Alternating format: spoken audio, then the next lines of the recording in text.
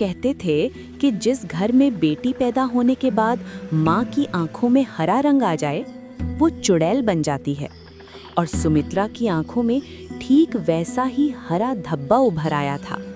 माँ, 10 साल की बिटिया सोनल चीखी, तुम्हारी आंख वो हरी हो गई है। पति राम प्रताप पीछे हट गया। पंडित जी ठीक कहते थे, तुम अब इंसान नहीं रही। सुमित्रा ने कांपते हाथों से अपनी नवजात बेटी को गले से लगाया। मैं तुम्हारी पत्नी हूँ, सोनल की माँ हूँ, मुझे ऐसा मत कहो। लेकिन गांव वालों ने पहले ही फैसला सुना दिया था।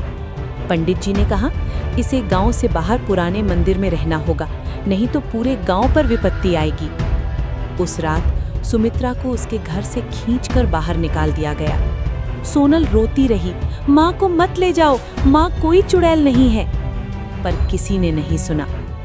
12 साल बीत गए। सोनल अब 22 साल की युवती थी। उसे अपनी माँ की धुंधली यादें थी। वो मीठी आवाज, वो गोदी में सुलाना, वो लोरियां।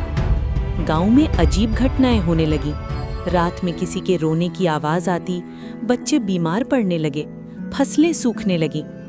ये सब उस चुड़ैल का श्राप है, वो अभी भी जिंदा है उस पुराने मंदिर में। राम प्रताप डर गया। हमें कुछ करना होगा। लेकिन सोनल को कुछ अजीब लग रहा था। उसने देखा कि जब भी बच्चे बीमार होते, सुबह उनके घर के दरवाजे पर जड़ी बूटियां रखी मिलती। जब खेतों में सूखा पड़ा तो रात में किसी ने नए पानी के स्रोत की निशानी लगा दी थी। एक रात सोनल चुपचाप मंदिर की ओर चल पड़ी। पुराना मंदिर भयानक लग रहा था। काई लगी दीवारें, टूटी मूर्तियां और अंधेरा, बहुत घना अंधेरा। कौन है? एक आवाज गूंजी। सोनल ने मशाल की रोशनी में देखा, एक महिला, बालों में सफेदी, चेहरे पर झुर्रियां, पर आंखों में अभी भी वही हरा रंग, और उन आंखों में प्यार। माँ? सोनल की आवाज कांप गई। सोनल, मेरी बच्ची, तू यहाँ क्यों आई? लोग कहते हैं मैं चुड़ैल हूँ। तुम चुड़ैल नहीं हो माँ। सोनल आगे बढ़ी। तुम तो हम सबकी रक्षा कर रही थी, छुप कर। वो जड़ी बूटियां, वो पानी के निशान, वो सब तुमने किया। उसी पल बाहर शोर मचा।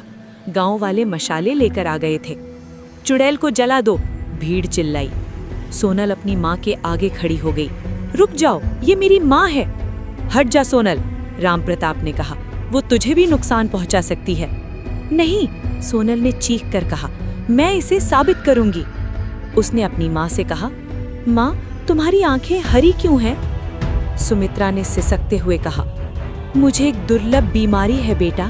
डॉक्टर ने बताया था आंख में हरा रंग आ जाता है, पर यह खतरनाक नहीं है। मैं तुम्हें समझाना चाहती थी, पर किसी ने नहीं सुना। तभी गांव के नए डॉक्टर, जो शहर से आया था, आगे आया। ये ठीक कह रही हैं, ये हेट्रोक्रोमिया नामक स्थिति है, बिल्कुल सामान्य। मैंने ऐसे कई मरीज देखे हैं। पंडित जी घबराया, पर गांव में हो रही दुर्घटनाएं? सोनल ने कहा, वो सब संयोग थे, और माँ ने तो हमारी मदद ही की थी। उन्होंने हर बीमार बच्चे के लिए दवा रखी, हर सूखे खेत के लिए पानी का रास्ता बताया।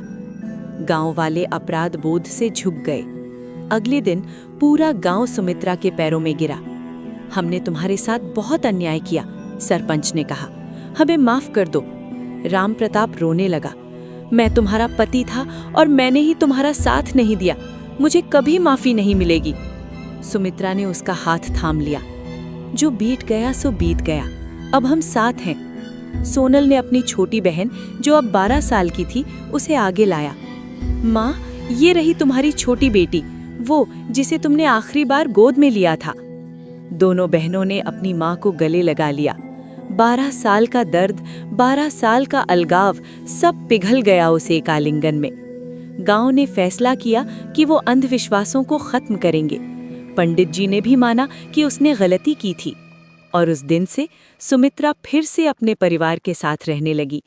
उसकी हरी आंखें अब डर का नहीं, बल्कि प्यार और साहस का प्रतीक बन गई। गांव के बच्चे कहते, सुमित्रा मासी की आंखें जादुई हैं, उनमें सबके लिए प्यार दिखता है।